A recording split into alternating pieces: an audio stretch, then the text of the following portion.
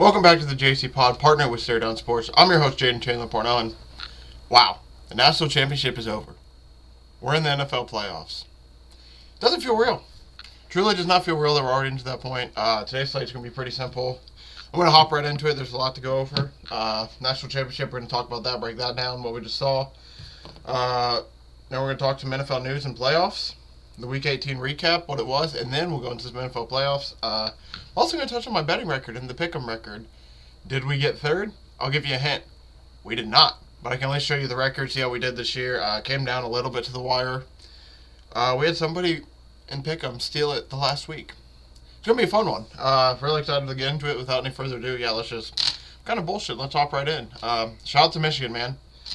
Michigan wins the national championship 34-13. Wow, that defense really did step up. They gave Penix issues all night. Penix just seemed to miss a lot of throws. He looked very, very uncomfortable. That was the most uncomfortable I think he looked all season. He missed. There's a lot of throws that he missed. There's like one to Roma Dunze he missed. There's another one to, I think he missed Roma Dunze like twice on some big plays. Thinking it back, Michigan ran all over him. That was the biggest part of the game, honestly. Michigan ran all over them. Shout out Donovan Edwards, busting one right off the bat to make 41 yards for a touchdown. Woo! That was nice. I won't lie to you, that was nice. I had Michigan minus 4.5. Final bet of the year for college. I'll talk about my record here in a second after I finish breaking down the game. But yeah, 34-13 starts off right away with the Donovan Edwards just ripping one right over the side, off the side, 41 yards. Then watching the answers, they come back down, kick a field goal. Donovan Edwards, again, from basically the same spot out. This time instead of 41, it's 48 yards out. He scores a touchdown. I just realized this shirt, the yellow doesn't show up. That's kind of cool. I just realized that. It's kind of funny. Back to what I was saying, though. Donovan Edwards gets a rushing touchdown. Michigan answers with another field goal. Michael Penix throws a touchdown. Jalen McMillan, excuse me. Then Michigan answers back with a field goal. Washington gets another field goal. Blake Corum in the fourth quarter, baby. Two of them things. That's what I was waiting for. Blake Corum was my biggest bet. I had Blake Corum to score a touchdown, Michigan to win. I had another parlay. Blake Corum to score a touchdown, him over 80 yards, Michigan to win. I was on Michigan minus 4.5. I had Michigan minus 2.5. I even put in a small sprinkle on Michigan minus 20.5 after they got that pick six. And that was a little bit nice. J.J. McCarthy, 10 for 18, 140, no touchdowns, no interceptions. Michael Penix, 27 for 51, 255, one touchdown, two interceptions. Blake Corum, man, 2 rushes, 134 yards, 2 touchdowns. Donovan Edwards, let's talk about his rushing stats as well, because his 6 rushes, 104 yards, and 2 touchdowns. That's a pretty good stat line for a backup running back. If I'm Donovan Edwards, I'm very happy with myself. I'm very happy with myself with how that went. That was truly awesome. The running game, basically that's where Michigan got him. Washington just, at the end of the day, could not stop the run. McCarthy didn't have to throw. When he did have to throw, he made really nice throws. He had a really nice throw to Colston in the second half. I won't lie, it felt like this game should have been more of a blowout, but for whatever reason, it was only 13-20 at half.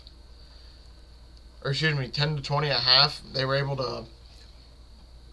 it was 10-20, I think, at half. They were just able to hang around. It was shocking. They're just sitting there like, how's Washington still in this game even though everything went wrong? Felt very similar to how the last game went for them against Alabama, Michigan-wise, where it's like Michigan did almost everything right except for like 1 or 2 things, and all of a sudden the other team had a lead. It was wild, man. I'm not going to lie to you.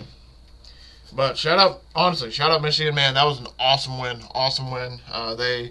They were a dominant team, man. They had to deal with all the bullshit all year. Shout out to Harbaugh. That's another thing we'll talk about here. Is Harbaugh gone? I personally think he said he wanted to restore Michigan back to greatness. There'd be nothing better than to leave on a national championship win. The NFL's been calling his name for a few years. He's flirted with it. It almost feels like he has to go to the NFL now, right? Will he be... I kind of feel like he'll be the next Charger coach. I don't know why. That's the team that I think I've heard rumored the most. I'm just trying to think off the top of my head. I don't think he goes to the Raiders. The Panthers have a job opening. I don't think he's going to go there. The Ron Rivera, he got fired. There's an opening there. Atlanta Falcons, there's an opening there. I don't think he's going to go to... He could go to the Commanders, maybe. But I don't know. Chargers feel like it's to be the best one if he is going to leave. there also is a chance, hey, he might not leave. He might enjoy the college coaching life. But his main goal, he said, was to restore greatness back to Michigan. Shout out Michigan, man. A lot of people saying this win's going to get vacated for the cheating and all that. I don't think so. I just don't get it. I mean, like, yeah, there's people all around here saying Michigan cheated with the whole Connor Stallions situation and all that. The whole sign stealing thing, it makes me laugh because, like, people are like, they cheated. It's like, only if you realize how many other people actually do it. Like, sure, I'll admit, Michigan probably went too a little bit far. It's like the Astros. They probably went a little bit too far with it, but, it's going to cause college to change, which is probably, I think, the good thing. The college should be going to, headsets in the helmets so they can communicate that way. So, I won't lie. If they actually did cheat and that's a cause of change, I think it's honestly a good thing. Hey, hear me out. It might be a good thing if it gets college football to go from its archaic ways of, the guys with the hand signals on the sideline and all that, doing the pepper shaker and all that, to now they get, they get in the headset, they can just talk to the receiver, talk to the quarterback, and defense they can talk to the green dot guy. I hope that change does truly come, but like I said, the biggest thing is about, like, vacating the win. I don't think they're going to vacate the win. Congrats to Harbaugh and the team, man. I don't know where, I think he's gone. Like I said, I think he's going to end up becoming a Charger. Before I move on to the NFL, I just want to talk about my college football betting year real quick. I'll show a picture of it at the end. I have all this tracked on a Google Docs. So if you're very curious, I'll have a timestamp at the end. I should basically, it's in a deep, like, it's timestamped in there. It's in basically a deep document with a lot of my YouTube stuff and a lot of my article stuff, so I can just, like, copy and paste. Like, for example, just if I have at the bottom of articles with my follow me here, follow me on Fall Stare Down Sports, check out our article, check out our JCPod Captain by Hook, stuff like that. A lot of stuff I put in the articles and a lot of stuff I put in my YouTube description, it's in there with it. But yeah, man, what a year. College Nasty Boys, we'll go over that. 2-11. We hit a Nasty Boy the first 2 weeks of the season pretty much. And then we hit another one about in the middle, and then I will admit we went a little bit cold with it. The only goal I have for next year, college football wise, is we got to get the Nasty Boys out. 2-11, not a bad record at all. If you put $10 on these, I hit minimum odds of, like, pretty sure it's like 100 on each. So, like, if that's the case, 2-11, 200. If you bet $10 on each one, up about $200, down about 110ish. That's pretty good on the year, I'd say. The thing I am very personally proud of is college football. My regular season record was 69-55. Bowl season, 23-8. This isn't me patting my. By the way, this is not me trying to brag or anything. This is just kind of like a hey, good job, man. I'm genuinely proud of this. I'm very excited with how this college season went. My goal for, I've said on this pod a few times, my goal for the end of the year is I want to have a positive betting record. And pretty much, if you take away the numbers of the Nasty Boys and you put in the values, I had a winning record. But yeah, like 5-23 for the NFL one, 2-11 for college. You look at that, it's like, oh man, that's pretty bad. But the context of it, these are 4-leg parlays with, like, guys to score that are massive odds. I'm pretty sure I made money on both of them. I have to double check the NFL one because I did have a few more losses. But yeah, college for sure, man. 69-55 on the regular season, 23-8 in bowl season. The bowl season one's I'm the most happy about. We basically hitting a 66% clip on the bowl season. If you followed me on bowl season, we made a lot of money. End of the year strong with Michigan. Yeah, shout out to college football, man. That was truly awesome. It's crazy to think that we're waiting now, like 200 and something days. It's about 243 days now until NFL Week 1. So you can only imagine how long it is for college football now. Can't believe it's over, man. Can't believe college football is over. It's insane. Like, this is the last time I'm talking about it all year. Shout out to Michigan, man. They're the one who's above all. This is the last time, man. I didn't even get a chance to talk about it. The Pac-12, man. Shout out to Washington, though, for real. Washington had a really good season. They just ran into a juggernaut in the national championship game. They ran into a team that, for the past 2 years, has just been thinking about this moment. They lost. I forget who they lost to 2 years ago. They lost 2 years ago, got beat bad in the college football playoffs. They're like, we'll be back. Next year, they lose to TCU in a heartbreaker. J.J. McCarthy, we'll be back. We're going to get it done. They get it done, man. Shout out to Michigan. Truly awesome. That's why we got a little bit of yellow on the show for the Michigan boys. I think that about does it, man. Yeah, really fun college season, like I said. I'll talk a little bit more about the betting records at the end. When I go over that after I finish the NFL playoffs, I'll talk about it again with Pickem a little bit. But yeah, 23-8 for the bowl season, 69-55 for the regular season.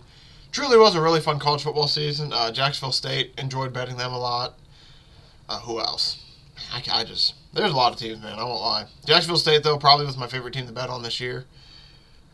Michigan, man, it's crazy just to think about it. Because, like, Michigan, I waited probably 7-8 weeks for the regular season. It's like, all right, now I can start focusing on Michigan, seeing how they do. And then, sure enough, I mean, they go undefeated. They dominate. I think they won every game by an average of 25 points. They win this one by 21. I mean, it's domination, man. And like I said, Harbaugh, I think he might end up a Charger, man. That's going to be awesome to see. But yeah, that does it for college. One more time, thank you, college football, for a year that was. The Pac-12, man. Pac-12 is officially over. Next season, we're going to have, not only are we going to have a 12-team playoff, we're going to have a huge Big Ten. We're going to have a Pac-2. Do we even have a Pac-12 next year? Or Pac-10? Do we have any of that? Or is that just completely gone? That's going to be interesting to see. Because, yeah, this was the last year of the... Crazy. Last year of the 14 playoff. Next year, when I'm on the show talking college football playoffs, there's going to be 12 teams with a chance, man. Will it be the same outcome where it's just a bunch of blowouts and all of a sudden it's two of the best teams?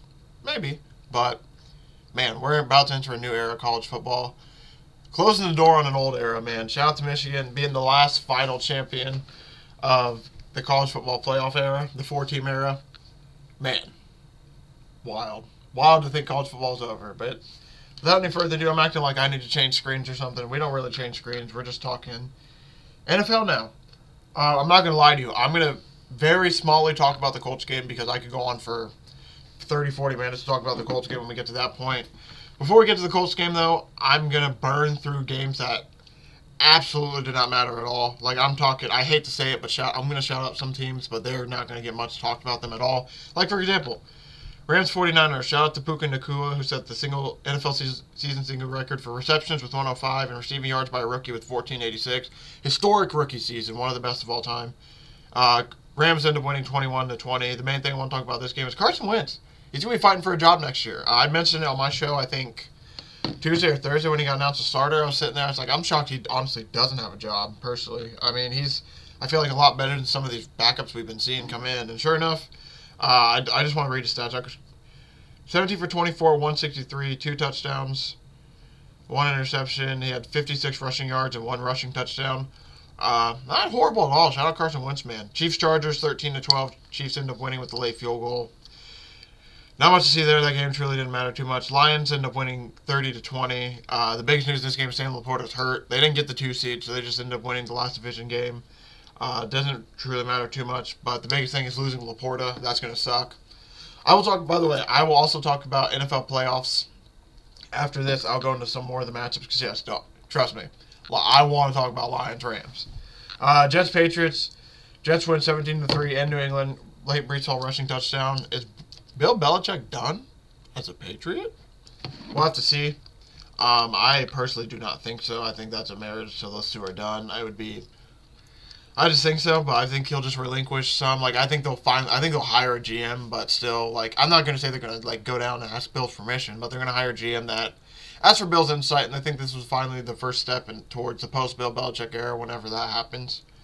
Bengals blow out the Browns 31-14. It was like 31-0 pretty much at one point, I thought, or at least it was a massive blowout. The Seahawks ended up not needing to make the playoffs, so it didn't matter, but the Cardinals missed 2 field goals late. Prater misses 2 field goals that could have been game winners. That's tough, so they end up losing there. Giants absolutely blow out Philly. It was 24-0 at one point. Philly ends up sitting a lot of their starters. They started people at the beginning of this game, and they were down 24-0, so that's really scary going into the playoffs. Raiders destroy the Broncos 27-14. Give Antonio Pierce the job, damn it. And Cowboys get the 2 seed. They beat the Commanders 38-10. I'm going to see if we'll do news. Yeah, we'll do news after I do the breakdowns. So we'll go back up now. Now we'll talk about the games that mattered a little bit. So all those games that kind of broke down are games with, like, not much implications, just to give you at least some score updates. Ravens Steelers. Steelers end up winning 17-10. Mason Rudolph 152 passing yards. Did a whole lot of nothing until he had a 45-yard bomb to Deontay Johnson. By bomb, I mean he threw a ball in a pretty nice spot. Deontay Johnson pulls away from 2 defenders. This game was pouring down rain, so pretty much a big play like that sealed the game. By that point, it was 17-10. Ravens did not a lot of anything. They got a field goal late. They covered the plus 7.5 for those of you who live bet it, including myself. So that part was nice. So yeah, Steelers ended up winning. Now they just need some help to get into the playoffs. And the first part of it, it matters on the Jags game. We'll talk about they needed help to get in the playoffs. It mattered to the Jags game. Jags end up losing 20-28 to the Tennessee Titans. Derrick Henry's last game, he ends up going off. Tajay Spears gets their first touchdown. Derrick Henry gets a rushing touchdown later. Tajay Spears gets a third touchdown. D-Hop gets a touchdown later. Ends up hitting over his 7.5, which is really, really awesome. I won't lie, by the way. Went 6-1 in props this weekend. 6-1 in football props this weekend on the NFL. Got us back to a winning record for props given out in the year. Can't wait to talk about that. That was probably the highlight of the weekend. I had an amazing Week 18 ended out. That was pretty awesome. Has me juiced for the playoffs for sure. But yeah, going back into this game, Derrick Henry's potential last game, I think, as a Tennessee Titan. He came out after the game, did this whole thing. I want to thank you guys for everything, blah, blah, blah. It felt like something where it's like, oh, he ain't coming back, which I don't blame him at this point. He's given the Titans everything. He's given them all he could. They haven't been much of anything over the past few years. They've had decent teams, but I don't think they ever had a team where you looked at them and be like, yeah, that's a Super Bowl winning team. They were close, but I think trading A.J. Brown was the start of the downfall. I still can't believe they did that. That's utterly insane. Makes me think that Vrabel potentially could be gone as well. There's rumors about that, and I'm like, no, Vrabel's not going to leave the Titans. And I thought about it, it's like, well, the ownership did kind of bone him by getting rid of A.J. Brown and making a lot of dumb decisions he didn't agree with. But yeah, the biggest thing about this game, Trevor Lawrence, 29 for 43, 280, 2 touchdowns, 2 interceptions. A lot of questions now about Trevor Lawrence. The Jags missed the playoffs. They absolutely fell apart down the stretch. There's a point where I remember listening to the Bill Simmons podcast. A lot of people, a lot of those podcasts as well, not just him, where they're like, are the Jags the 1 seed? And me sitting there being a I can't think of the word now, but basically being a guy who watches the Jaguars all the time because he's a Colts fan. I've known them for years, so it's like, oh, this Jags collapse is going to be sweet. I'll admit, I still thought they'd probably make the playoffs with how good they started. I didn't think they would fall out of the playoffs with how bad they played, but man, Trevor Lawrence gets hurt down the tail end of the season. Their season basically just falls apart. Pretty shocking, man. I'm not going to lie to you. It's shocking how bad they actually did get. Because don't get me wrong, watching Jaguars do this, I watch the Jaguars blow a lot of stuff all the year. They're just used to be bad, so people are like, whatever, it's the Jaguars. But now that they're actually like somewhat respectable a little bit, seeing this, a lot of people are like, whoa, what's going on with the Jags? Is Trevor Lawrence done? What's like a lot of stuff like that. It's like, man, I don't know. I won't lie though. This whole Trevor Lawrence situation is really, really interesting. Because I mean, you just go into I forget where he got hurt. Was it the Titans game or the Texans game around like week 11, 12? Well, yeah, they lose to the 49ers after week 10, beat the Titans, beat the Texans to put them at whatever record it is by that point in week like 11, 12. And then in December, lose to the Bengals, lose to the Browns, lose to the Ravens, lose to the Bucks, and then they finally beat the Panthers. But those 4 losses were massive. Those 4 losses allowed the Colts and Texans to mess around just enough to where it got to the point where, hey, winner of the Texans-Colts gets a playoff spot, and then if the Jaguars lose, which I obviously just talked about, they lost, you get to host a home playoff game. Man, honestly, shout out C.J. Stroud, man. C.J. Stroud is a stud. Watching some of those balls he threw Saturday night is absolutely ridiculous. Pisses me off that he's going to be in my division for 15 years with the Colts because, I mean, they're going to have to deal with him a lot. And he's only going to get better, I feel like. He was a stud. Basically, this game goes back and forth a little bit. Colts get a nice drive to start. Nico Collins gets an absolute bomb. First play of the Texans, they score. Shocker, scoring Gus Bradley and his predictable defense. Jonathan Taylor and Nico Collins were the stars of the game. Nico Collins, 9 for 9, 195 and 1. He pretty much beat the Colts single-handedly. That shows you, if you watch the show, you've heard me scream it from the rafters, scream it from the ballroom floor, scream it from the bathrooms. Colts DBs have not been good this year. And what happens? The Colts DBs They weren't the best. Jonathan Taylor, though, 30 carries, 188 yards, and 1 touchdown. Absolutely runs all over the Texans. The big reason why I think the Colts lost this game, the more I thought about, is Gardner Minshew. Gardner Minshew, 13 for 24, 141 yards. It's just not going to get it done. There was a few throws he missed. He missed Alec Cox on the sideline. I just think, personally, this was a game that showed, that's why Gardner Minshew is the backup quarterback. Nothing gets him. Nothing gets it all. I still think I like Gardner Minshew. This is one of the games where it's like, yes, that's why he's the backup quarterback. I mean, 4th and 1, I don't like what Shane Steichen did, by the way, to completely just bleed the clock and then call a timeout. Call a timeout first to make sure you get the first down and then potentially bleed the clock as you're going in. Absolutely makes zero sense why you bleed the clock there. But then I can't blame him because the play call he had worked. The 4th and 1 play call works. He subs in Goodson. Nobody guards Goodson. Goodson's wide open. Gardner throws the ball slightly behind him. Hits Goodson both his hands. Should have been a better ball. Should have been caught. Colts drop it. C.J. Stroud ends up moving on and winning. And the Texans do as well. I won't lie. C.J. Stroud, there's a 3rd and 14 ball that he floats up there that when Nico Collins made that catch, because C.J. Stroud literally back foot floating back, just puts up a nice little floater for his guy to run to on the sideline on the 3rd and 14, diving catch. C.J. Stroud's a stud, man. It's going to be interesting to see how they fare against the Browns. It's just, man, I won't lie to you. Heartbroken. The Colts could have hosted a home playoff game. All they had to do was Michigan, Washington, Texas, and Georgia, by the way, is the top 4. That just got announced. That's what I was reading. I want to get off this Colts game, though. I'm pretty upset. Man, their season, that was a tough one. I'm trying not to drop an F-bomb. I'm hurt. I won't lie to you. That game really hurt as a fan. The Colts had every opportunity to win it. Missed a 57-yarder, which came in clutch to them being able to kick a field goal later. And then, the 4th and 1 they dropped just sucks. Felt like the Colts honestly should have. The longer that game went on, it felt like the Colts should have won that game, but they couldn't convert a 3rd down at all, and that's another thing that killed them. Couldn't convert a goddamn 3rd down. But yeah, shout out to Texans out. Like I said, C.J. Stroud's an absolute stud. I'm going to enjoy getting to watch him in the playoffs, I guess, and not getting depressed with the Colts losing. Now we'll go on the Saints-Falcons. 17-17 going into half. Potentially could be a close game, and then the Saints are like, you know what? Let's beat the hell out of these boys. 31 unanswered points in the second half. 31-0 in the second half. The Saints win 48-17.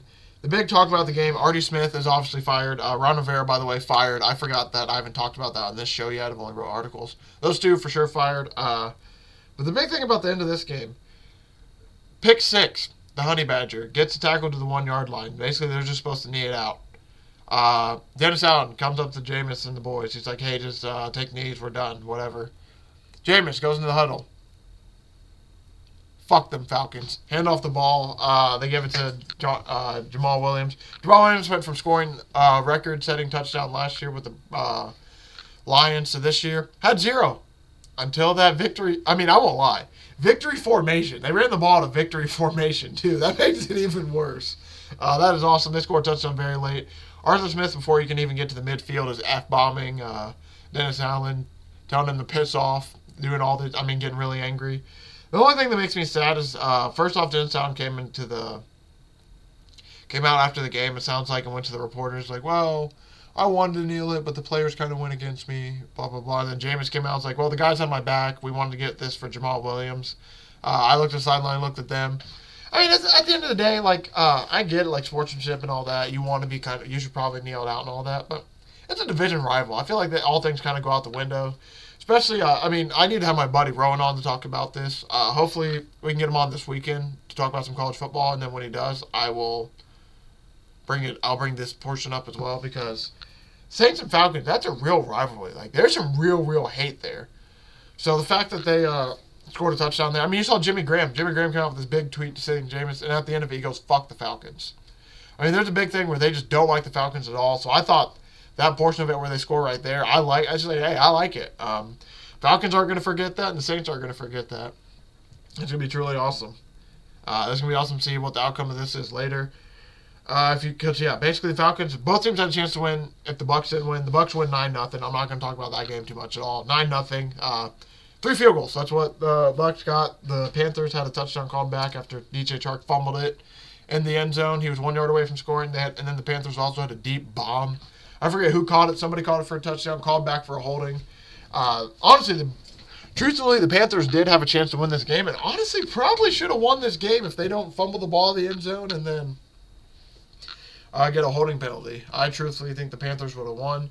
Because, yeah, with the Bucks win, the Bucks clinch the playoffs. Because if the Bucks lost, the Falcons Saints winner goes in as the division champion. So that's what makes this 48-17 blowout even worse. If the Falcons had a chance to win the division, get blown out. But yeah, like I said, we just talked about it. Bucks win the division. Bucks are the NFC South champions. They play the Eagles. That's going to be an ugly game. I'm interested. That's a little bit of a revenge game as well. The Eagles-Bucks have had a few playoff clashes as of late. That's going to be a good one, man. Going to be an interesting one. Let's see. I need to see if there's any games I missed. Packers-Bears. I need to talk about Packers-Bears and Dolphins-Bills. Packers-Bears. Shout out to Jordan Love, man. Probably the best game he's played all season. Truthfully, 27 for 32, 316 yards, 2 touchdowns. Justin Fields, 11 for 16, 148. They held Justin Fields in the rushing game. This was a really impressive game. I'm not gonna lie. I picked the Packers, like I said. I laid the Bears spread. I don't remember what I gave out for that. I don't think I took anything. Yeah, I'm not gonna lie. I'm very impressed by the Packers here. This is probably the best Jordan Love has played in a must-need game. A win and end game, pretty much. They had to win to get in, and sure enough, they won and they got in. 111 rushing yards for Aaron Jones on 22 carries. Well, I mean, Jordan Love, I'm gonna lie, he had like 30. You can see Aaron Rodgers in him. That's the best way to put it. You can see a lot of Aaron Rodgers in a few throws he makes. I can't believe it. The Packers did it again, didn't they? They got 3 franchise quarterbacks in a row. They truly did it again, didn't they? And Bears fans, you guys are never going to beat the Packers, are you? I mean, it felt like if there's any game to do it, this was one of them. Maybe not because it was at Lambeau. The Packers were playing to get in. I mean, the Packers started off the year blowing out the Bears. What'd they beat them by? It was like 48-14. Absolutely destroyed them. 38-20. Absolute blowout.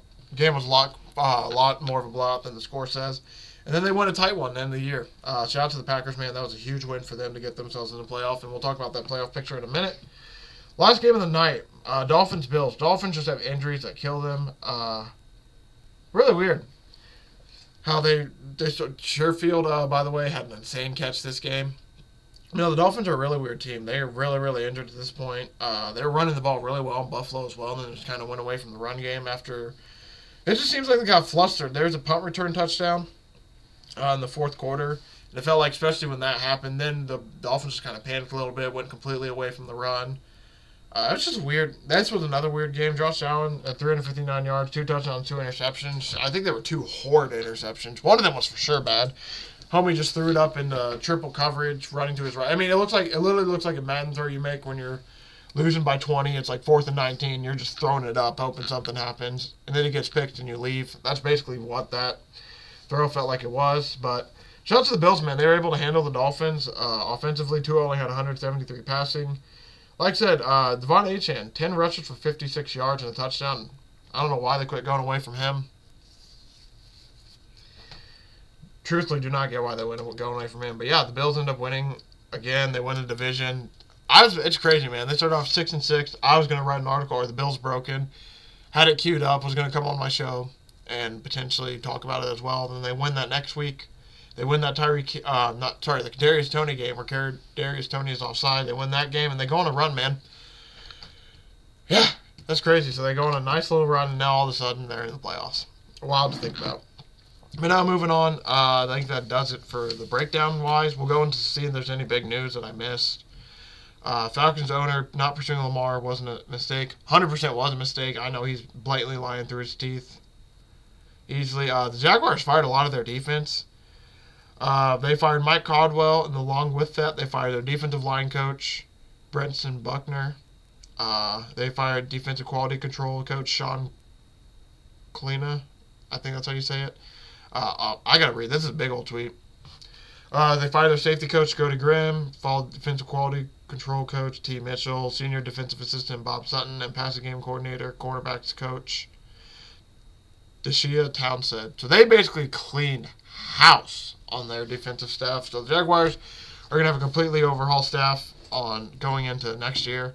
Hopefully, I'm not going to say that. I was going to say something bad about hopefully the Colts fire Gus Bradley, but I'm not going to wish for a guy to get fired, even though he just pisses me off. The Saints are considering adding John Gruden to the staff to help with Derek Carr. That would be very interesting if they did. I think his personality with Dennis Allen, that would be very interesting. I just feel like he would overshadow Dennis Allen. Eventually, the shadow would just loom behind Dennis Allen of Gruden trying to take the coaching job. No, honestly, I don't know how helpful Gruden would be. It sounds like the Saints are basically trying to become the Raiders of the 2010s and everything. Interesting choice. The Chargers requested an interview with the 49ers, Stephen Wilkes, who was the Patriots guy last year. Sorry, the Panthers interim coach last year. If for those of you who don't remember. Panthers also have asked to interview 9 head coaches. I won't lie, this is a shocking one. Wink Martindale is resigning as the Giants DC. I don't know why this came. I don't know if he just wants to leave or what, but it sounds like it was a mutual parting of the ways, which I don't know. But it sounds like the Giants were more willing to keep him than not, and he wanted to leave. Steve Carroll plans to coach next season, which is good. It sounds like Sirianni downplays suggestion he's fighting for his job in the playoffs. That's just crazy, man, to think about it. Like, NFL's wild. You make the Super Bowl last year, and then literally the next season later, you start 11-1, have a little bit of collapse at the end of the season, and people are calling for your job. Man, I tell you what, success, man. It's crazy. Jalen Hurts, he had a funky finger. Sounds like he's no fracture, so he's good there. The Falcons are interested in Bill Belichick if he comes available. That would be insane. T.J. Watt playing in 2 weeks with brace. Absolutely best case scenario. So it sounds like T.J. Watt is for the rest of the year. I doubt he plays this year. Unless I don't think the Steelers are going to move on from the Bills. Belichick heavily invested in Pat Shirley to decide future. I think he stays. I'd be shocked. Like I said, I'm going to be shocked if Bill Belichick leaves. It's going to be one of the probably biggest changes in sports. The GM for the Panthers has been fired as well, along with Ron Rivera and Arthur Smith. Like said, I don't know what's going to happen with Justin Fields. Justin Fields with the loss. I mean, he didn't look the best in the loss either, so it makes it's going to leave a little bit of sour taste in some people's mouth. So I don't know what they're going to do with him. But, I don't know if they're going to keep him, trade him to the Falcons. I don't know what to expect. John Montez Sweat, by the way, becomes first player in NFL history to lead 2 teams in sacks in the same season. He had 6.5 for the Commanders, which is I don't know if that tells you anything about the Bears and Commanders or what. But honestly, though, shout out to Sweat. That's truly an impressive stat. That is awesome, honestly. I just saw a video that apparently the Seahawks were smoking cigars after beating the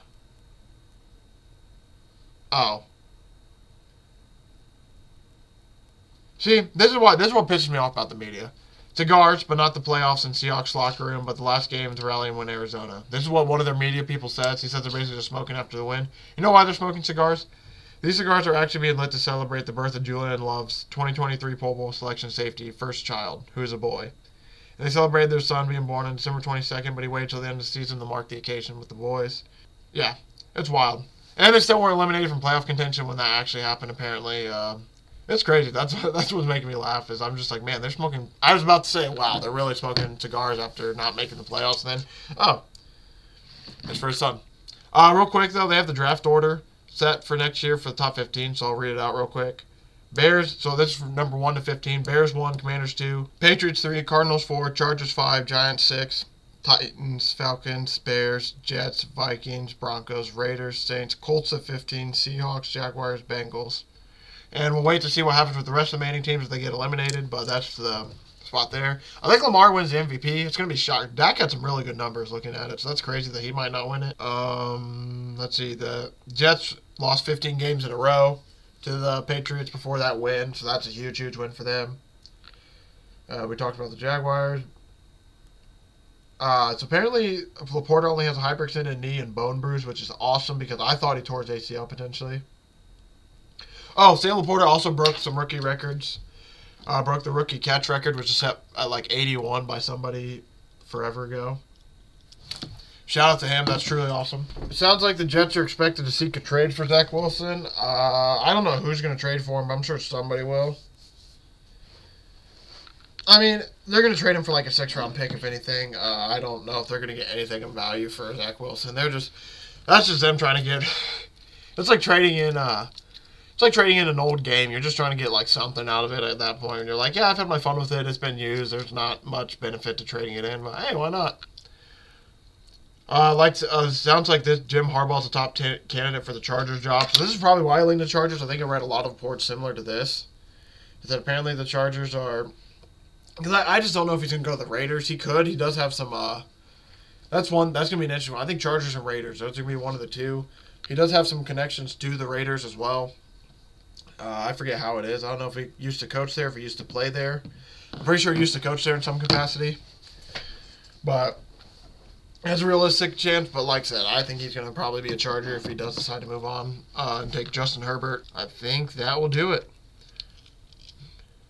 Man, T.J. Watt, grade 2 MCL sprain is the official diagnosis. That's going to do it. I don't know if we have much more to talk about. NFL playoffs. That's the last part. NFL playoffs, and then I'll break it down with giving out my NFL betting to end the season. So wild card Saturday. I'm going to break more of this down. I'm just going to go quick run through here. I'm going to break more of this down on Thursday when I go over my bets and plays for the weekend. But we got the Browns versus Texans. Browns are 2.5-point favorites. Dolphins, Chiefs. Chiefs look like they're about 3.5-point favorites. We'll read this from an actual sports book. I'm reading it from my... give me a second to load up my sports book. I was trying to read it from the site I follow for scores and everything, but... figuring it might be a little bit easier if I read it from the actual books. We got 2.5 favorite for the Browns in Texans Stadium in NRG Stadium. Dolphins 3.5-point dogs to the Chiefs. Bills 10-point dogs to the 10-point favorites to the Steelers. Excuse me. Packers 7-point dogs to the Steelers Cowboys, my goodness. Let's try this again. We're going to just restart. How about that? Browns, 2.5-point favorites over the Texans. Chiefs, 3.5-point favorites over the Dolphins. Bills, 10-point favorites over the Steelers. Cowboys, 7.5-point favorites over the Packers. Rams are 3.5-point dogs going into Detroit. It's Jared Goff, Matt Stafford revenge games. And then we got Monday night. Bucks, 2.5-point dogs to the Eagles. Immediate lean, without any bets, anything, like without any research, just leaning right in. I lean Browns. I think I lean Chiefs, Browns, Bills, Cowboys, Rams, and then this Monday night game. This Monday night game is the one game I just can't figure out. The Eagles are just so damn hurt. The Bucks are kind of hurt in a similar spot. I can't believe the Bucks made it. I ain't gonna lie to you. I don't know. I don't know how I feel about that Bucks-Eagles game. I want to lean the Eagles, but like those injuries, man. Those injuries have me really hot and bothered. They just truthfully, man, they're just they feel like they're way too hurt, and it just bothers me a lot because it's like, man, I want to take them, but I just can't trust them at all. But yeah, so Saturday will be the Browns, Texans, Dolphins, Chiefs. Dolphins, Chiefs is on Peacock for those of you who don't know, so better get your Peacock subscriptions in. Thankfully, I got mine for just a month this year, and I think it might just run out right after this game, so it's perfect. Hopefully I only have to pay the one-time $5.99 for the year. Then Sunday's going to be the nice one. We get Bills, Steelers, started out at 1 o'clock. That one's kind of meh. Cowboys, Packers, that'll be a little bit better just because of the history of the Cowboys, Packers in the playoffs. So it's like, all right, that's not as bad. And then Rams, Lions, Sunday night. Hopefully going to be a shootout. Hopefully going to be fun. I can't believe it's only Tuesday, man. It needs to get to Thursday already. It needs to get to Friday. It needs to get to Saturday. I'm ready to watch these games now. And then Monday night, we got Eagles, Bucks. So, yeah, that's pretty much going to do it for today. Real quick, like I said, I would go over my betting record. So, quickly before we go over betting record, we're going to go to Pickem. So, as you can see, for the season, that close. Literally, we talked about this 3 or 4 weeks in a row about the middle of the season when I missed my 10-pointers. Yeah, that ended up coming back to bite me a little bit, I'll admit. Shout out to Mel. My uncle's my uncle's girlfriend, or I guess wife, they are married now, huh? She ended up getting first. And then my another aunt's uncle got second, or I guess my other aunt's brother. Let me rephrase it. My other aunt's brother got second. My uncle and his wife got first and third. Shout out to them. Then you got me at fourth. 171 and 101. Not mad at the record at all. Could have been a little bit better. I won the year I won is 179 and 92. So damn close, honestly. It was a really fun Pickem year though. Won 2 weeks this season. I don't think I won any weeks last year. So season 2 of Pickem was a lot more successful than the first. Just sucks, man. I started Pickem the year after I won. Had a down year last year. Then there's this year. 171 and 101. Not bad at all.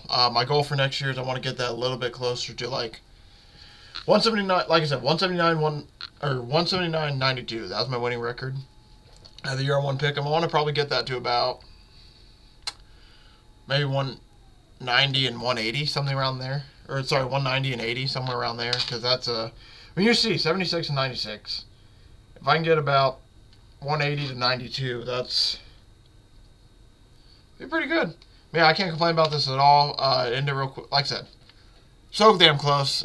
Just sucks to fall a little bit short because I could have at least got my money back if I got third. But it is what it is. So yeah, to end it real quick, as you can see it up there, my little YouTube description, everything I got in there. This is how I'm going to end it real quick. Take a mental screenshot, take a screenshot if you want to check it again. I haven't updated this, by the way. I have not updated this. There we go. Take a screenshot real quick if you want to. I'm about to go back to the gridiron. Yeah, just wanted to show that off real quick. I'll talk about it a little bit more in depth, obviously, before we get out of here. Really fun year football-wise. Really excited to go in the playoffs. NFL regular season-wise.